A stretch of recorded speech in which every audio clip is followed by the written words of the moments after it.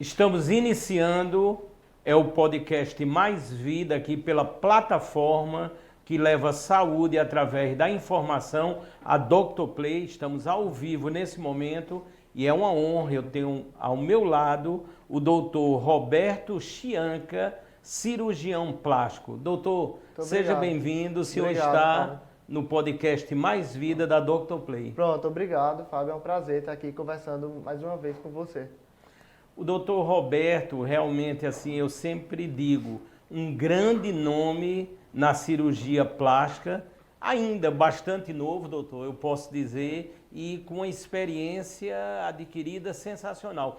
Tanto, doutor, que quando examinando, acessando o site do senhor, fiquei até com uma certa dificuldade, tamanha as especialidades do senhor. Parabéns, doutor. Pronto, obrigado. É porque minha formação eu iniciei bem cedo, né? Eu tinha 16 anos quando eu entrei na faculdade de medicina. Depois eu entrei, tive assim, um acesso direto para todas as outras minhas especialidades. Eu não perdi nenhum ano estudando, já fui passando nos concursos, então terminou que adquiri essa experiência tão jovem.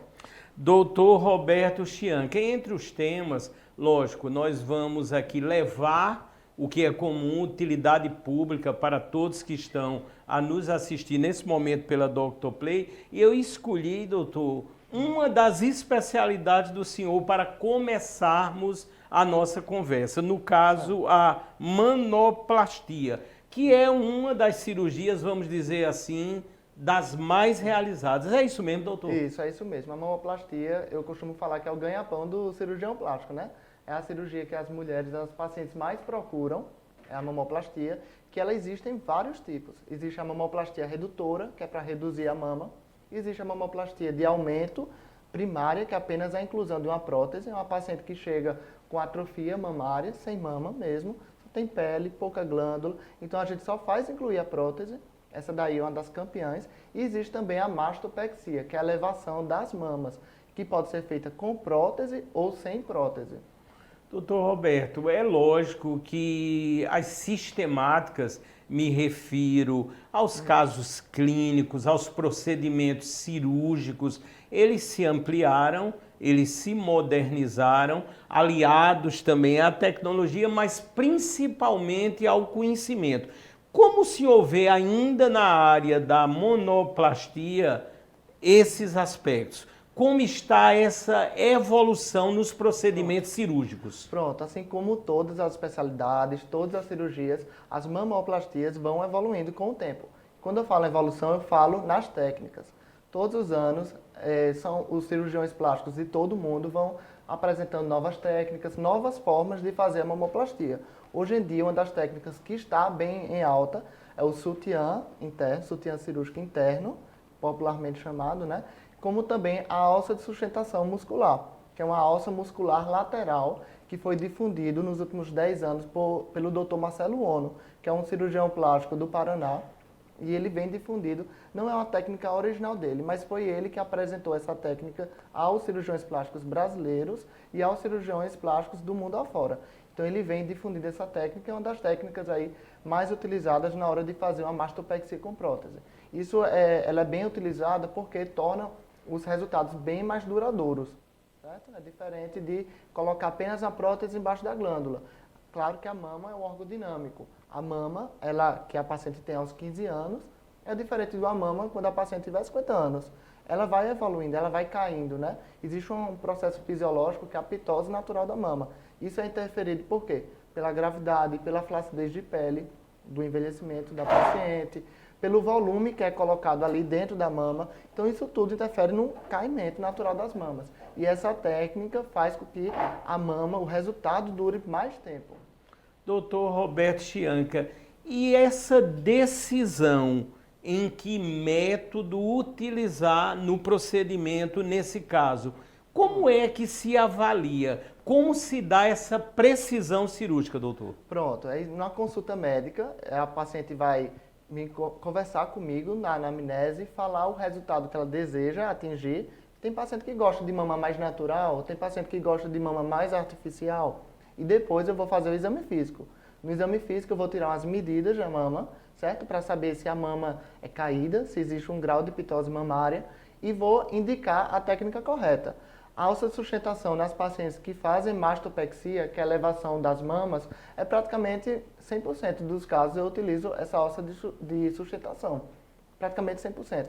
Agora, quando chega uma paciente que não tem glândula, que não tem a pitose mamária, que é a mama caída, que ela deseja apenas o aumento do volume, aí eu já opto por uma técnica subglandular.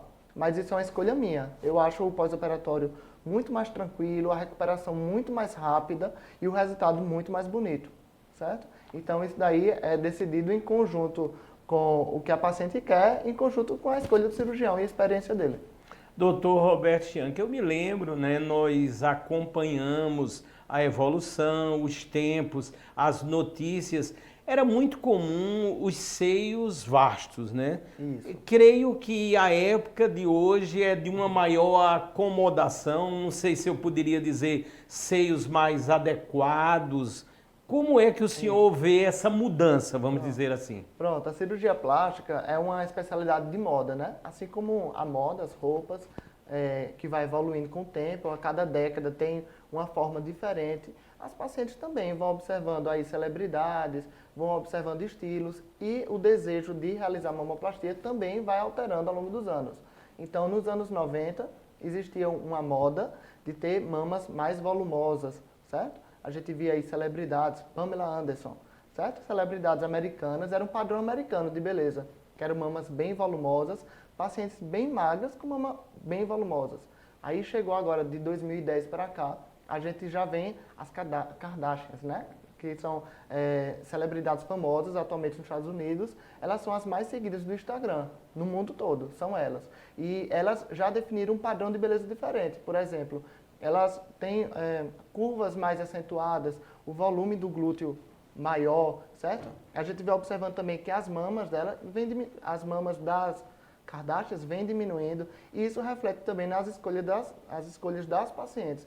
Então, as pacientes hoje em dia querem mamas menores, querem curvas mais acentuadas e querem colos mais definidos. Doutor Roberto Schianchi, é lógico que nesse tema, e já vai ser colocada a próxima tela aí, a gente temos que falar nos implantes, né?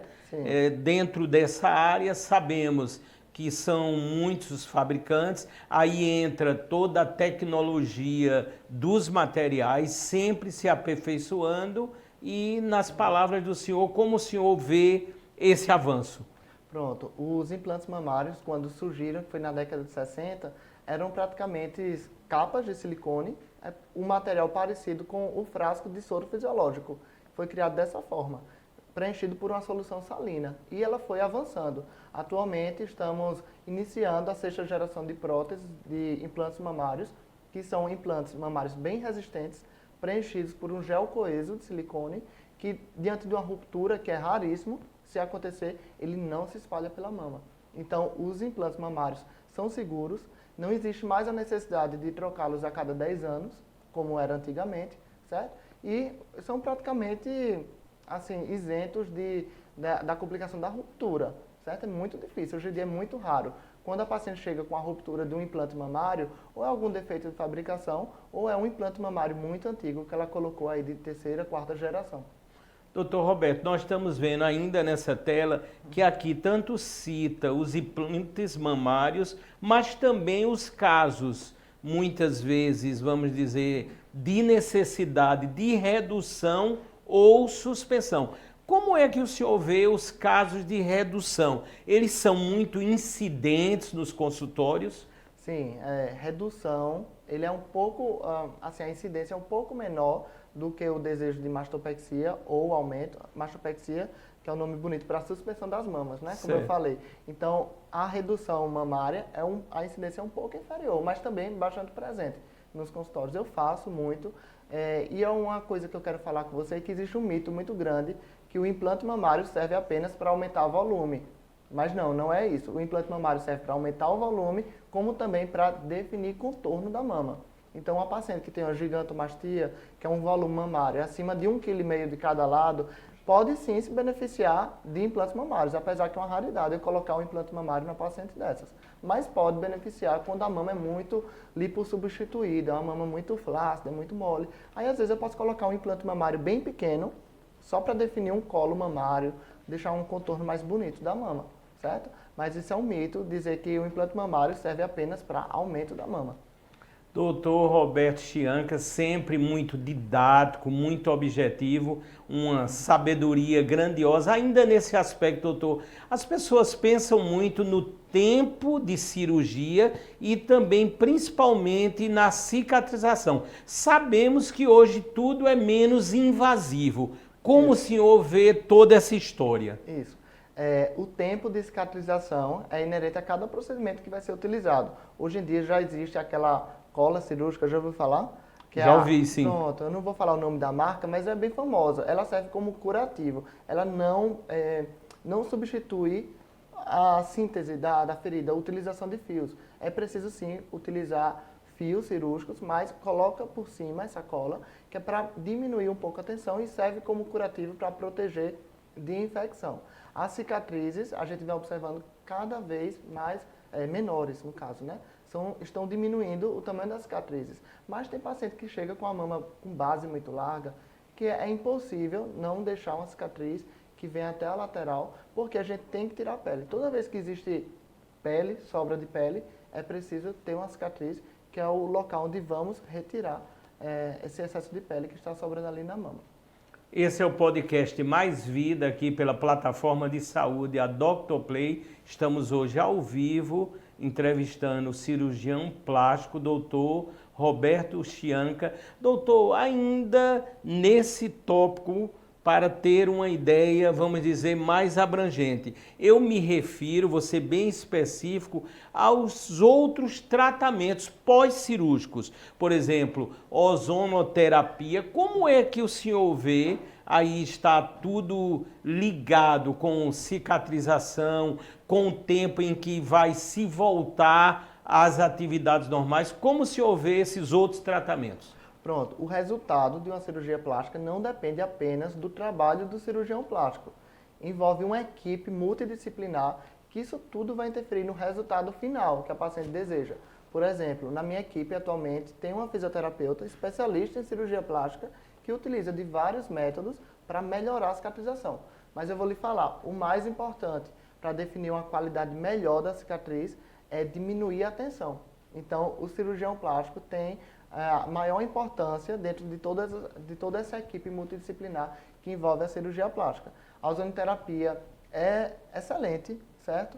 Mas eu tenho a indicação precisa para cada paciente. Não é para todos os pacientes sair fazendo ozonoterapia. Existe a câmara hiperbárica, já ouviu falar também? Ouvi falar sim. Melhora a cicatrização. Existe a cola cirúrgica, certo? Que pode ser utilizada. Existem N coisas que podem ser feitas para melhorar a cicatriz. E quanto ao tempo de recuperação, certo? Isso daí vai de acordo com cada cirurgião. A gente vê, quando a cirurgia é maior, de maior porte, a mama é maior, o tempo de duração é maior, a recuperação tende a ser um pouco mais arrastada, certo? Quando a cirurgia é mais rápida, a recuperação é mais breve, certo? É totalmente diferente. Chega uma paciente que quer incluir uma prótese apenas, sem retirar a pele, 15 dias a paciente já pode retornar às suas atividades. Agora chega uma paciente com uma gigantomastia, uma mama bem volumosa, maior de 1,5 kg, aí já tem um tempo de recuperação mais arrastado, certo? E de acordo com as consultas no pós-operatório, eu vou liberando elas às suas atividades rotineiras. Certo? Doutor Roberto, nós sabemos que a cirurgia plástica está muito ligada à arte, né?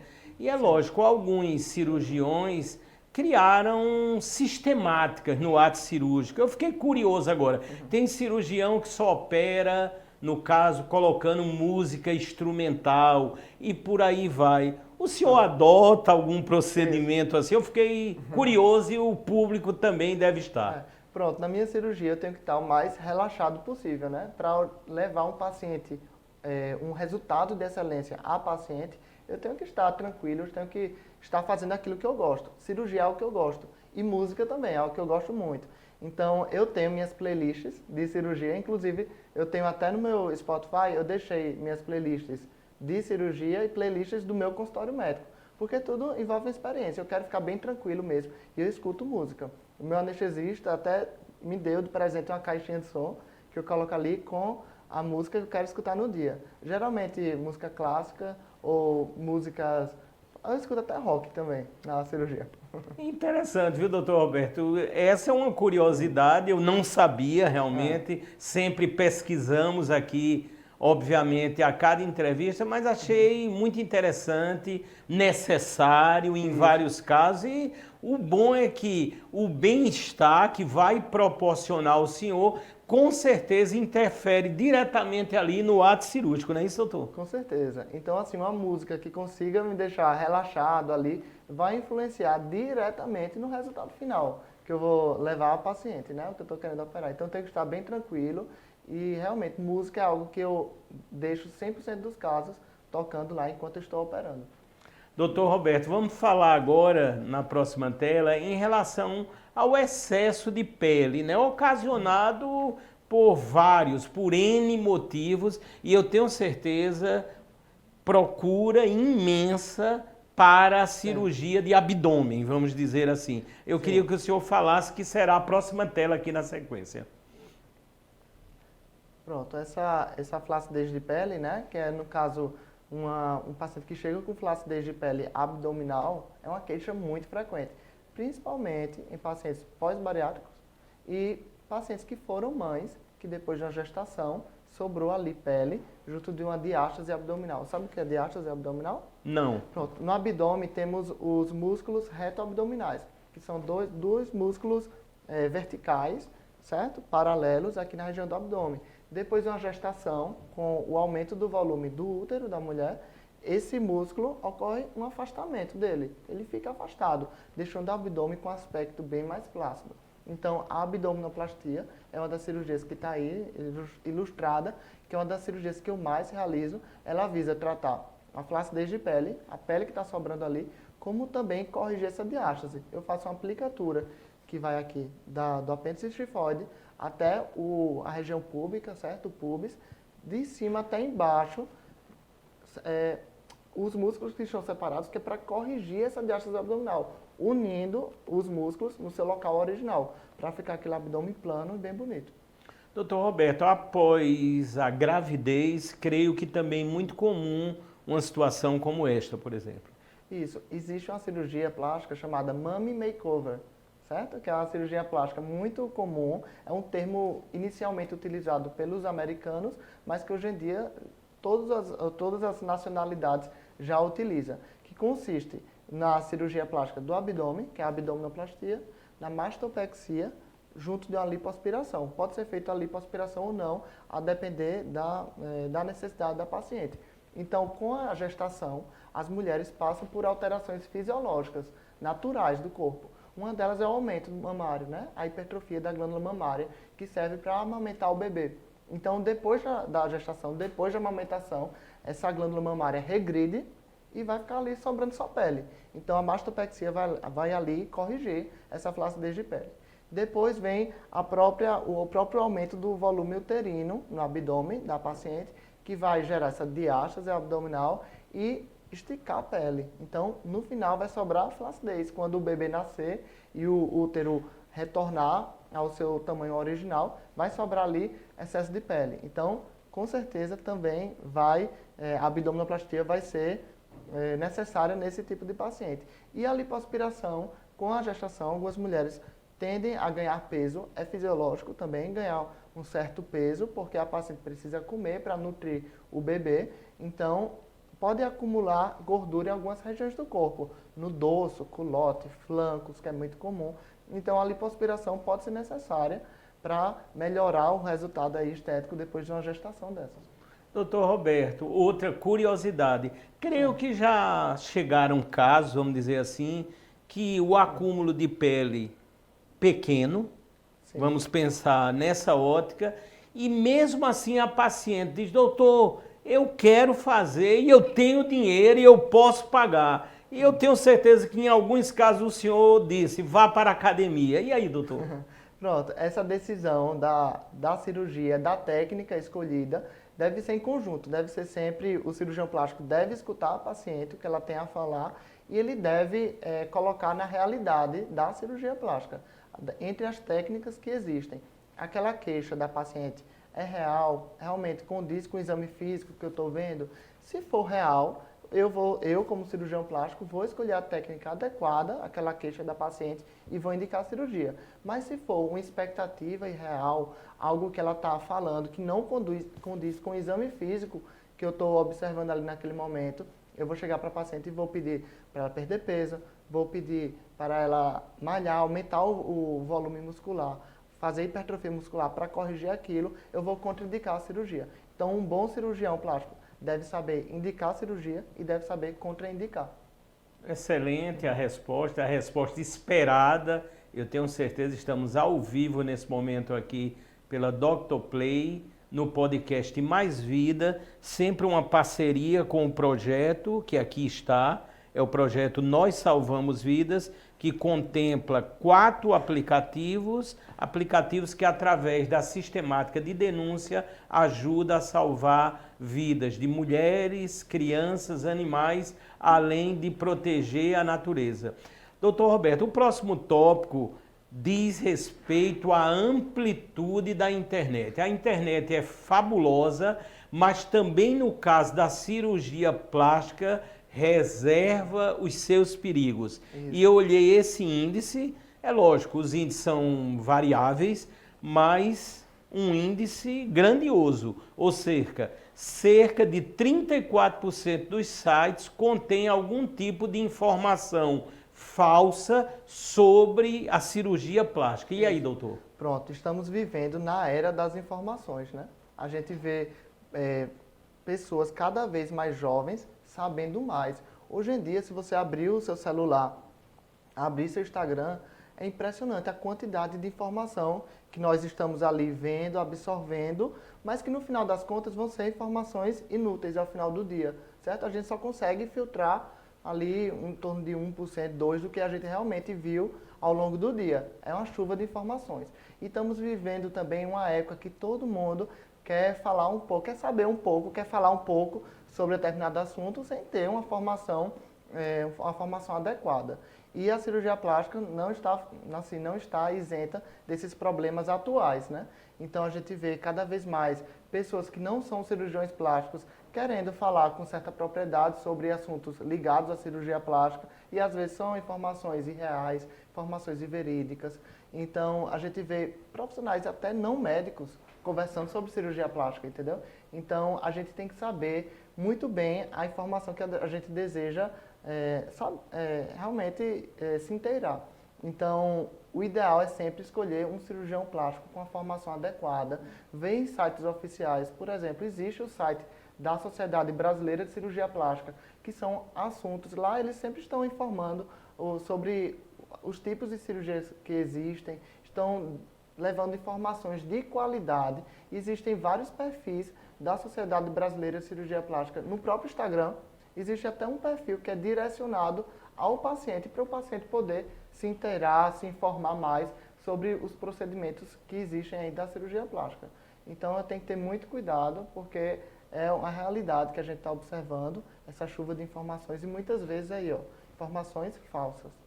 Doutor Roberto, o senhor citou com muita propriedade o site da Sociedade Brasileira de Cirurgia Plástica. Aí eu pergunto, lá existe uma opção onde se observem os médicos que fazem parte da sociedade, porque eu acho isso de vital importância, não é, doutor? Isso é uma informação que tem que ser difundida, tem que ser divulgada, porque é algo importantíssimo. Você pode entrar no site cirurgiaplástica.org.br e lá você tem uma parte lá que fala assim, busque o seu cirurgião. Você clica no cirurgião, escolhe pelo estado, no caso a Paraíba, e vai observar lá todos os cirurgiões plásticos, membros da Sociedade Brasileira de Cirurgia Plástica. Se o cirurgião plástico está listado ali, quer dizer que ele estudou muito, ele ralou muito para estar naquele momento, naquele local. Então ele está preparado para informar a população ou então para realizar uma cirurgia plástica. Com certeza, uma vez acessando, eu acho que essa informação foi preciosa. vai encontrar lá o doutor Roberto Chianca, não tenho dúvida, não é, doutor? Sim, eu estou lá, eu participo desde na época do final da minha residência, eu já fiz essa prova, já entrei em uma prova bem difícil, é uma prova que consiste de 4 etapas, análise de currículo, uma prova objetiva, uma prova prática lá, que é você desenhando nos manequins, e tem também uma entrevista. E no final das contas consegui fazer parte aí com a Sociedade Seleta de Cirurgiões Plásticos aí no Brasil.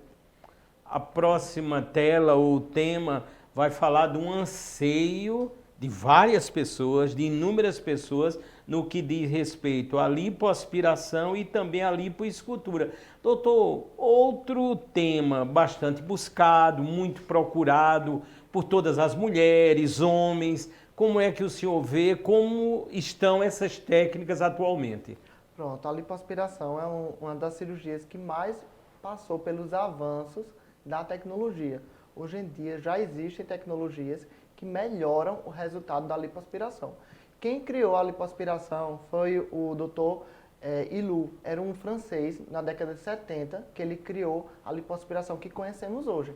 Ele criou os instrumentos utilizados, que eles são utilizados até hoje, que são cânulas atraumáticas, que significa dizer que não tem ponta, que dificilmente vai perfurar alguma cavidade, né? E com um mecanismo a vácuo, é um lipoaspirador a vácuo. É utilizado até hoje. Então aí você vê, já passaram 50 anos, ainda utilizamos esse mesmo mecanismo a vácuo para a lipoaspiração. Mas existem tecnologias que servem aí para melhorar o resultado. Existem a radiofrequência, existe um mecanismo que ele faz vibrar a ponta da cânula, então torna-se mais efetivo os movimentos de vai e vem da lipoaspiração. Existe o raios de plasma, que é para causar retração da pele, e tudo isso aí pode melhorar aí o resultado final da lipoaspiração. Quando a gente fala em lipoescultura, que está aqui no quadro, lipoescultura significa dizer que vamos lipoaspirar, que é remover a gordura, e lipoenxertar, que é colocar a gordura em determinadas regiões. Então é um trabalho de esculpir mesmo. Doutor Roberto Chianca, doutor, outra curiosidade. O senhor tem médicos na família? Como foi a decisão assim, o momento que o senhor olhou assim, percebeu e disse, você um grande cirurgião plástico? E aí, doutor? Pronto, é até curiosa essa pergunta, porque na minha família eu tenho uma tia, que ela é ginecologista, mas eu não tenho parentes próximos que são médicos, fora ela. Então, desde a época do colégio, eu já assisti alguns programas. A cirurgia plástica sempre esteve muito em alta, sempre esteve muito na mídia. Existe um programa chamado Dr. 90210, que é na E! Entertainment, que é um canal de TV. Eu assisti e achava o máximo, né?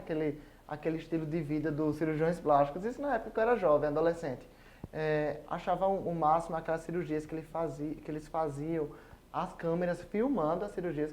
Uma coisa que me intrigou muito foi uma técnica que ele colocava a prótese mamária, o implante mamário, através de uma incisão do umbigo.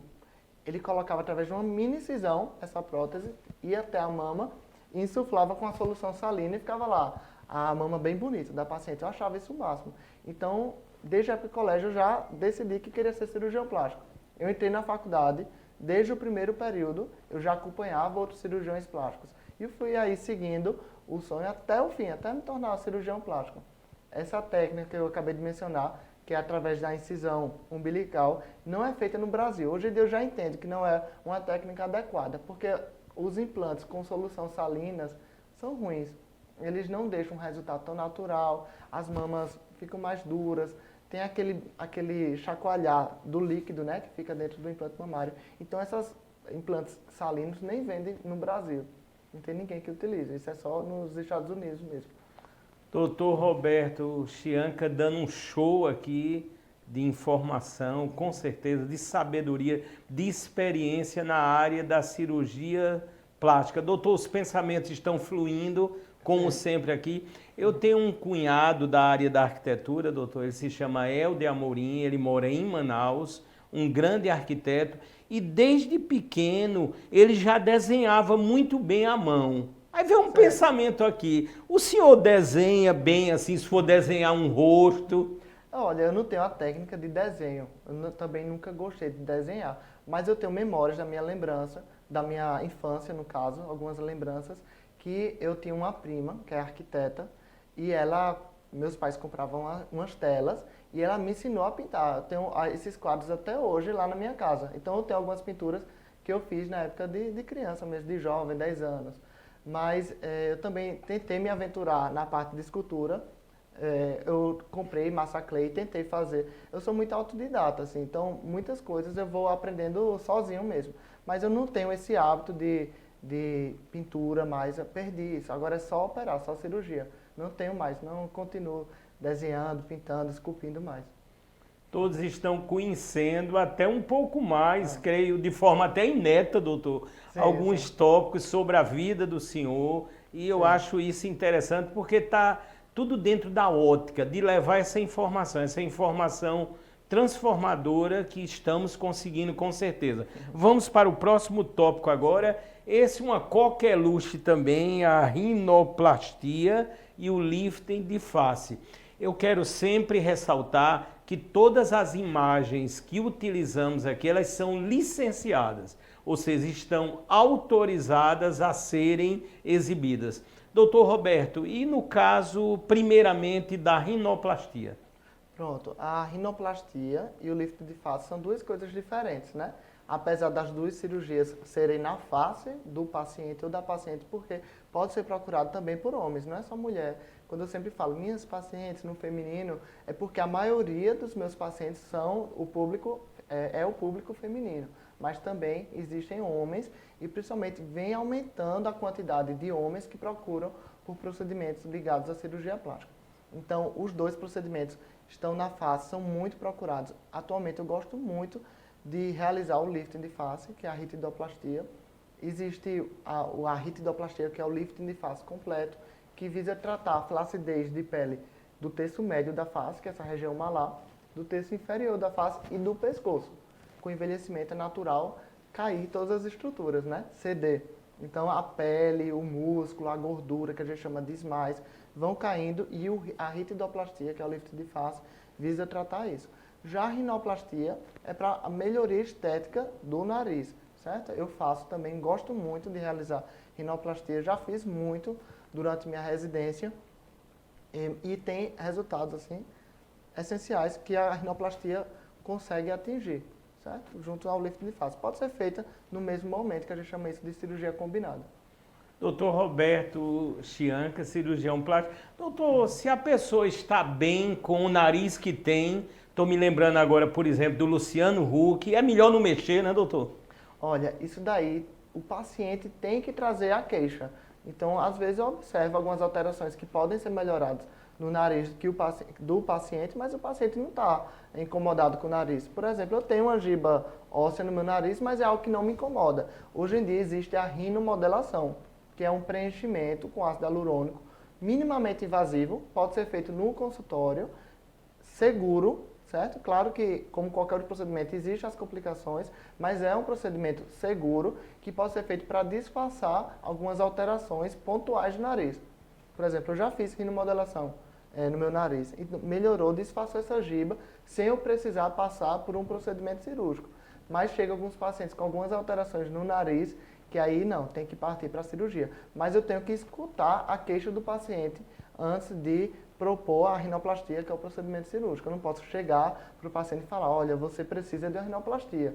Isso daí não é algo que um médico ético faz. Doutor Roberto, eu vou querer, inclusive com o senhor, futuramente, doutor, são aqui as minhas linhas de expressão, aqui a minha testa, vou querer ajeitar, e os olhos, doutor, eu quero deixar assim mais abertos, entendeu? Tem jeito, doutor? Serão duas cirurgias ou faremos todas de uma só vez? Pronto, você acabou de me apresentar duas queixas. Uma são das rugas, né? As rugas, tem duas coisas que podem melhorar a ruga, quando a gente fala de procedimentos minimamente invasivos. As rugas dinâmicas, que são aquelas que surgem após uma expressão facial, por exemplo, uma cara de surpresa, e aparece na região frontal, aquelas rugas ali transversais, melhoram com a toxina botulínica. Mas existem rugas mais profundas, que a gente chama elas de estáticas, que a expressão facial não vai alterar a profundidade dela. Aí é preciso ou preencher ou passar por um procedimento cirúrgico, como um lifting de face, por exemplo. Esse suco nasogeniano, que é o famoso bigode chinês. Alguns pacientes já estão muito profundos, não existe mais a indicação apenas de preencher isso daí. Tem que fazer a tração de pele, certo? Para melhorar essa ruga. E quando você chegou com a segunda queixa, que é para melhorar, ampliar a abertura ocular, pode ser feito ou a blefaroplastia, que visa remover o excesso de pele e as bolsinhas de gordura, a pseudopitose das bolsas de gordura, tanto da pálpebra superior como inferior, como também existe um lift de supercílio, que é o lifting da sobrancelha. Ela abre como todo a região periocular e deixa o olhar mais jovem. Aí, doutor, no caso do senhor especificamente, mesmo, vamos dizer assim, para esses procedimentos mais simples, o ambiente sempre será o hospitalar? Quando a gente fala em procedimentos minimamente invasivos, são procedimentos que podem sim ser feitos em consultório médico. O meu consultório está todo equipado para ser feitos os procedimentos minimamente invasivos. Quais são eles? Os preenchedores com ácido hialurônico, a toxina botulínica, os bioestimuladores de colágeno. Agora, quando eu falo em procedimento cirúrgico, que é preciso utilizar um anestésico, mesmo sendo um anestésico local, aí sim eu opto por levar o paciente a um ambiente hospitalar pela segurança do paciente, que deve ser sempre em primeiro lugar. Todos os hospitais que eu opero atualmente em João Pessoa, todos eles têm CTI, obrigatoriamente. Eu só opero em hospitais com CTI, que é UTI, né? Que é diante de qualquer complicação que possa haver no procedimento cirúrgico, está lá tudo com segurança, tudo preparado para assistir o paciente. Achei muito interessante, né, como sempre, os esclarecimentos aqui do doutor Roberto. Quando o senhor citou os hospitais, por exemplo, podemos falar o Hospital Nossa Senhora das Neves, que é uma referência, Unimed também, não é, doutor? Isso. Eu faço parte do corpo clínico do Nossa Senhora das Neves. Nossa Senhora das Neves, o Grupo Neves, ele tem 2 hospitais de grande porte aqui em João Pessoa, que é o Hospital Nossa Senhora das Neves Jardim Botânico, que é a sua sede, fica ali próximo a Pedro II, Avenida Pedro II. Também existe o Hospital Nossa Senhora das Neves Epitácio Pessoa, que é o antigo CLIN. Os dois são hospitais de grande porte, que tem CTI, com estrutura de excelência. E existem também outros hospitais particulares em João Pessoa. Vale a pena mencionar a Unimed, que é um hospital já antigo, com estrutura muito boa, certo? Que eu também opero lá. Doutor Roberto, os exames que precedem umas cirurgias, eles são exames, vamos dizer, complicados, ou são muitos os exames necessários, ou seriam, vamos dizer, os exames considerados básicos que o senhor, no caso, vai receituar antes de uma cirurgia? Pronto, os exames pré-operatórios, eles podem ser divididos nos exames pré-operatórios gerais, que são feitos em todas as cirurgias, independente da localização, como existem também os exames pré-operatórios específicos para cada região. Então, se a paciente quer fazer uma cirurgia na mama, eu vou observar a composição do parênquima mamário dela. Se for uma paciente jovem que tem a mama, o parênquima mamário com mais glândula, eu vou pedir uma ultrassom de mamas. Se for um parênquima lipossubstituído que existe mais gordura, a mamografia está indicada nesses casos. Então eu vou pedir os exames pré-operatórios de acordo com a cirurgia que será feita. Mas os exames pré-operatórios gerais, por exemplo, de uma blefaroplastia, são exames laboratoriais simples, que pode ser feito em qualquer laboratório, como também um eletrocardiograma. Eu sempre gosto de pedir uma radiografia de tórax como um exame de rastreio e precisa passar por um risco cirúrgico. O risco cirúrgico pode ser feito por um cardiologista, que é o ideal, mas também pode ser feito por um clínico geral, um médico clínico geral. Mas eu prefiro que seja feito um risco cirúrgico pelo cardiologista, porque ele tem a especialização, né? Tem mais capacidade para definir um risco cardiológico para esse paciente.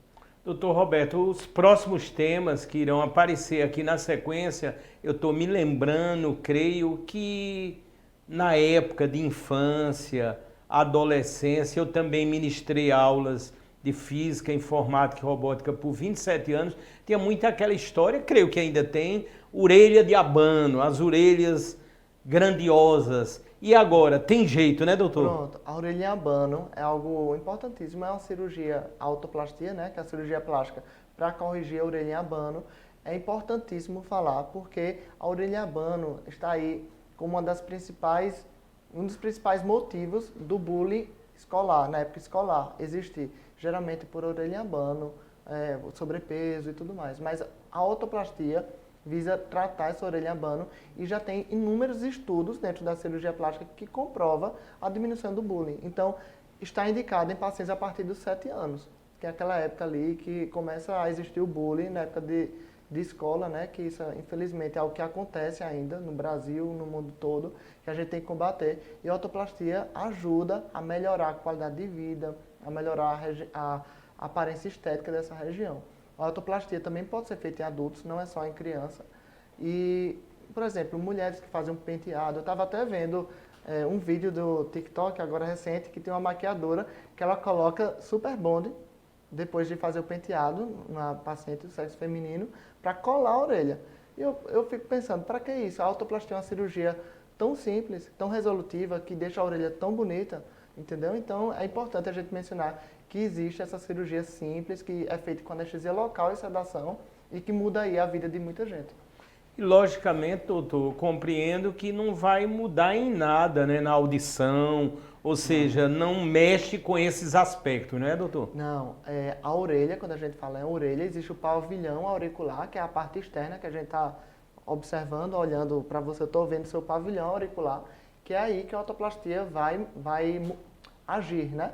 E existe também a orelha interna, né, que é o responsável pela audição do paciente. E o que a gente mexe no pavilhão auricular, a parte externa. Então não interfere em nada na audição do paciente. Doutor, tenho certeza que já chegou no consultório do senhor, né? O senhor tem uma clientela realmente grandiosa, dizendo, por exemplo, eu quero a minha orelha igual a da Anitta. E aí, doutor? Acontece de tudo, né, doutor? Acontece de tudo. Nunca chegaram querendo mostrar a orelha igual de outra celebridade.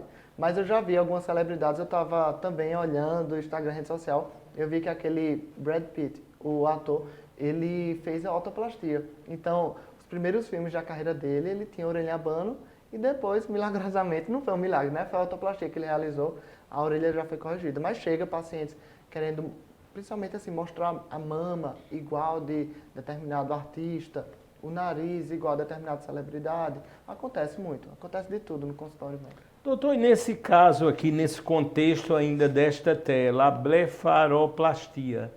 Pronto, a blefaroplastia é a cirurgia plástica para rejuvenescer a região periorbital, que é a região em volta dos olhos. Ele não mexe no globo ocular nem na visão. Ele mexe na parte estética das pálpebras, dessa região lateral do rebordo orbital. Mexe também no supercílio.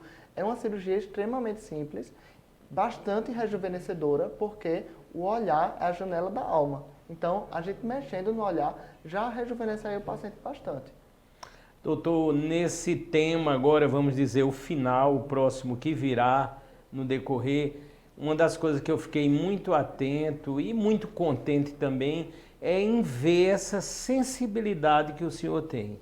Eu quero aqui, assim, deixar isso constatado. E isso não vai só da especialidade médica, do conhecimento que o senhor adquiriu.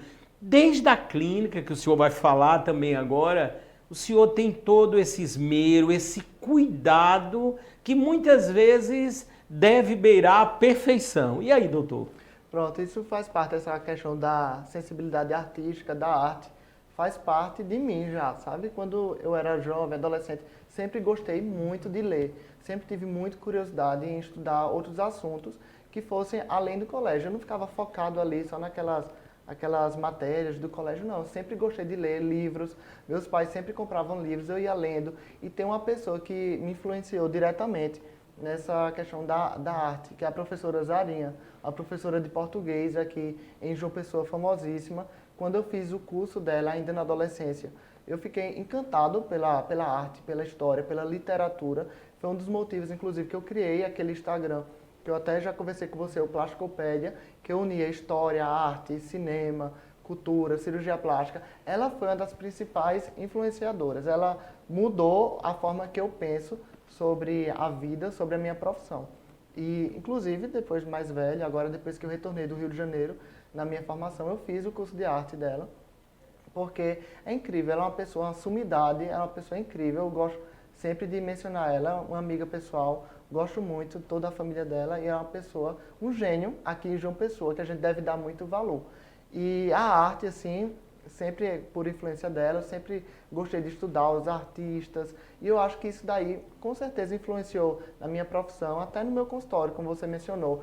O meu consultório, se você olhá-lo assim, de longe, pode parecer que não tem nada de arte, mas se você olhar cada detalhe foi pensado ali. Tem um pintor que eu gosto muito, um artista chamado Yves Klein. Tem lá o livro dele lá, bem bonitinho, na minha estante. Um livro pequeno, mas está lá. Então, todas as influências artísticas, todos os artistas que eu gosto, que eu me identifico, eu coloquei ali no meu consultório, naquele ambiente. Doutor Roberto, dois fatos aqui que o senhor cita muito bem. Primeiro, mandando um abraço, né, para a extraordinária professora Zarinha. Eu tive, doutor, a oportunidade, ainda na época do CA, não existe mais, mas cheguei a ministrar algumas aulas, né, eu dando aula de física com a professora Zarinha. Portanto, realmente uma professora extraordinária, muito Fantástico. acima da média, não é, doutor? Acima da Isso? média. É um gênio, a gente deveria valorizar as pessoas, os gênios, né, que existem na nossa sociedade. E ela é um gênio, ela é uma pessoa extraordinária, tanto como pessoa como professora. Assim, a didática dela não existe igual, não existe igual.